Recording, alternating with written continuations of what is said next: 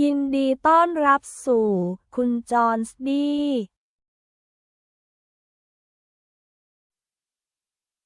Ole ole, di chanela,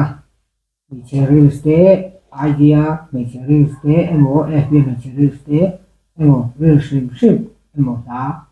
noi thak lain, tam tak chuani. Na ten lo thak sum ten lo thok chung một bữa này, tiang à, sum thok chua về đua, thok tu đi này lo emo, sarkar này thok lo ni koi, ang sam taka, na tanga, mani, phone na tanga. Lusam taka puisa ro keina apps karong sei ro na hatiang real estate en mei mea game stay ml mo pakhi a ni faya tiang te no khel mei mei ai chuani da kar khat an khel la te som ngai ho thei ni amaro chu asok em lawa apung chak lo ni yoi lo ni chuana to pa an wi jo lai te karong chilang le Dona su Asia lo entra nào iwi jo huna tikalo langa in tiknuwa kha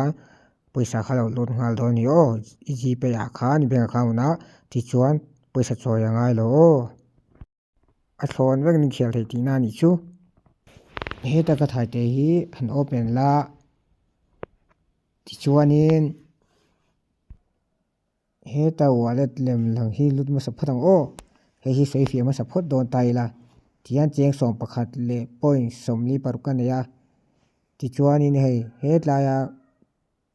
ka khoi che zo zo yan cheng nuai khat kan withdraw the ya ma se ka khel na rei to wangin cheng som ni atang ka withdraw nga ya khetran ti ni chuan cheng ni tang ni withdraw thei do no kha kha sei ma sa phot tai la ti chuan chumi zo chuan han bek le tai la ti chuanin he tlai ka thai hin mu them o lo en ta ula he ka thai hi he in metanga play now ti hen mo ti chuanin khel tu ti sang sang pathuma lo omani ai nang vek na chu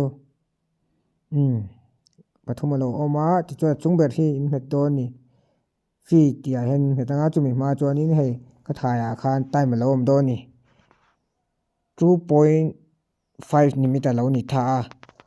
chuan ado tan huai che hi han en le tai la 8 nimita lo ni le ta ni ti chuan an huai ber hi 7 nimita lo nia khang ho jinga khan in idu ber khai khel theya an huai ber hi mi palia khel theya ado thi pahni nia amaro chu mit ria ta lo ni ve tho ni chuan chung ber hi ol sam bera khel chung rei lo bera lo khel du ni chuan chung ber hi lo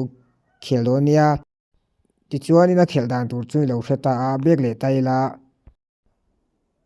ti chuan in hei he tai ka thai te a hianin boxa he mo cheng hi te don thei do na emo sang sang pon yang chu ain ang lo he ta ka thai hian lut tai la boxa mi kha cheng hi kha he ta hian poisa lem lo lang do ni chu mo ti chuan in kha kha man tang kai ta ni chu in chak chuan bek le ta ula he ta lucky withdraw hi om le ta ni he ta hian hei he tlai ka thai hin hunga khang ho a khan in point hu zat le point hu bel ngai oma in khel to chuanin we khatin play nga we khatin play to chuanin lu char charula ti khan play to lo po khan lo pung theini mo point hi mai chuan tar khat nu an lu le la point khan lo pung we thea amaro chu he tlaya time hi in hu them o time hi hei lo en taula he tlaya ka khoi te lo en tala o hi a zo ma in wi na nga ni chu chuan 1 lakh in dong thei do ni chumo in withdraw thenga chuan he ta lut le la he tlai zani som nga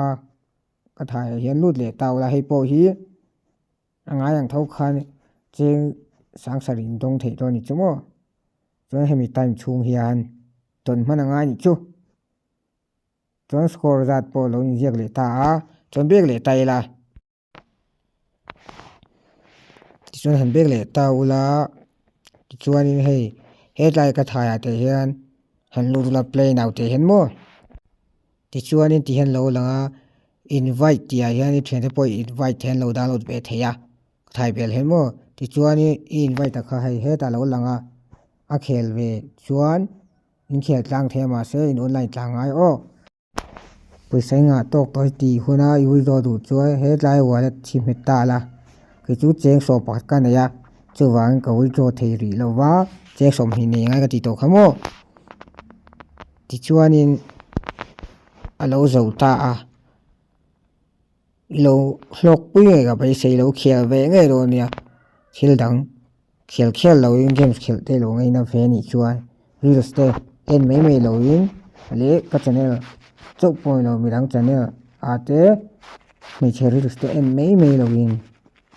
amaro chu ka video te ka real estate lo entry na wangin viewer rong te viewer lo te po lo entry rong chunga lo thu ko se ya he Mr. Jones D channel hi lo subscribe pin lo share la lo like tin lo comment ang che thai lo ti ni chuan lo comment la e thian dang te po i lo share don ya a link hi description a ka da Play Store a download tur om lo Chrome a po GPay khoi ni chuan i withdraw da ro chu UPI ID kha e search store ni chumo ti chuan ni hemi tiang chi kha ni mai tiang chi kha ni mai